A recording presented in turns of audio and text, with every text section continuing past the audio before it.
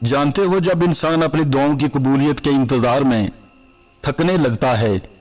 तभी अल्लाह ताला उसकी जिंदगी में कुन फयकून के वो हैरत अंगेज इशारे जाहिर करता है,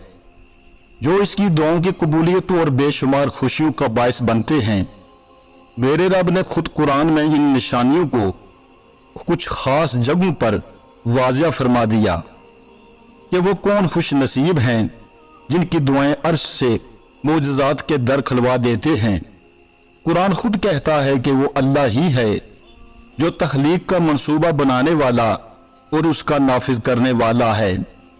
और उसके मुताबिक उसकी सूरत गरी करने वाला, और कसम है कलम की और उस चीज की जिसे लिखने वाले लिख रहे हैं। तुम अपने रब के फजल से मजनून नहीं हो, और यकीनन तुम्हारे लिए ऐसा अजर है जिसका सिलसिला कभी खत्म नहीं होने वाला। और बेशक तुम अखलाक के बड़े मर्तबे पर फाइज हो, और जान रखो कि जिस रब ने तुलू व गरूब का ऐसा कायदा मुकर्रर किया कि जिसकी बदौलत मौसम के वो मुतग़िरात बाकायदगी से रूनमा होते हैं, जिससे तुम्हारे बेशुमार मुसाले वाबस्ता हैं। और क्या तुम नहीं देखते उन साजो सामान और क़वाइद को जिनकी बदौलत गजबनाक समुद्रों के सीने पर पहाड़ जैसे जहाजों का चलना मुमकिन हुआ? तो तुम्हें क्या लगता है, क्या इस मेहरबान रब की रहमत तुम्हें कुछ देने से कासिर है? कुरान खुद कहता है कि अल्लाह गैर महसूस तरीकों से अपने इरादे पूरे करने वाला है, जिसका तुम गुमान भी ना रखते हो, और जिसकी तदबीरें ऐसी होती हैं कि लोग आगाज में उनके अंजाम का तसव्वुर भी नहीं कर सकते। और अगर आज तुम्हें नाउमीदी चारों तरफ से कमजोर कर रही हो और कबूलियत के वसवसे तुम्हें उलझाए रखते हैं, तो सुनो, ये उस मेहरबान रब की शान रबूबियत है कि वह तुम्हारी जरूरतों को मलहूज रखकर अपनी कुदरत से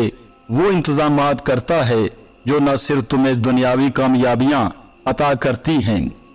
बल्कि तुम्हारे दिलों को ठंडा करके तुम्हें इत्मीनान की कुव्वतों से आशना कर देते हैं। और जान रखो कि जब अल्लाह तुम्हारी दुआओं पर कुन फयकून की मोहर लगाने वाला होता है, तो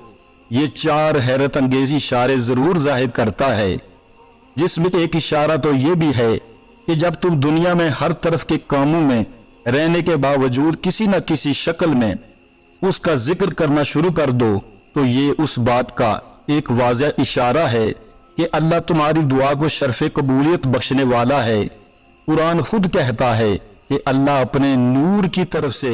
जिसको चाहता है रहनुमाई फरमाता है, वो लोगों को मिसालों से बात समझाता है, और वो हर चीज से खूब वाकिफ है। और उसके नूर की तरफ अदायत पाने वाले उन घरों में पाए जाते हैं जिन्हें बुलंद करने का और जिनमें अल्लाह के नाम की याद का अल्लाह ने इज़्न दिया है। और जानते हो कि अल्लाह ताला की कमाल और फयाज का सारा फैज तुम्हें कब हासिल होता है, और कुन फयकून की बड़ी निशानियां क्या हैं। अपनी मोहब्बत और अल्लाह के सहारे पर अपनी मौज में उड़ना सीख लेते हो,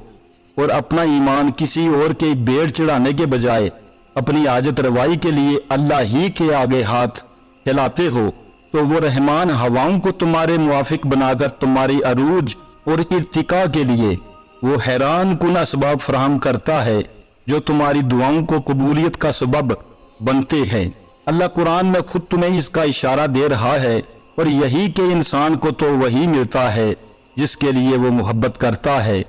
और उसकी मेहनत का जायजा लिया जाएगा, फिर उसको पूरा पूरा बदला दिया जाएगा। और जानते हो वो कौन से चार हैरत अंगेज इशारे हैं जो तुम्हारी दुआओं पर उनकी मोहर लगवा देते हैं कि जब तुम अपने ऊपर आई आजमाइश को बतौर तनविया महसूस करने लगो और तुम अल्लाह से मुआफी के तलबगार बनने लगो, तो ये इस बात का वाज़िह इशारा है कि अल्लाह तुम्हारी दुआओं पर राजी हो चुका है। अल्लाह खुद कुरान में तुम्हें इसका इशारा दे रहा है कि जो शख्स तौबा करके नेक अमल इख्तियार करता है, वो तो अल्लाह की तरफ पलट आता है जैसा कि पलटने का हक है। ऐसे लोगों की बुराइयां अल्लाह ताला बुराइयों से बदल देगा,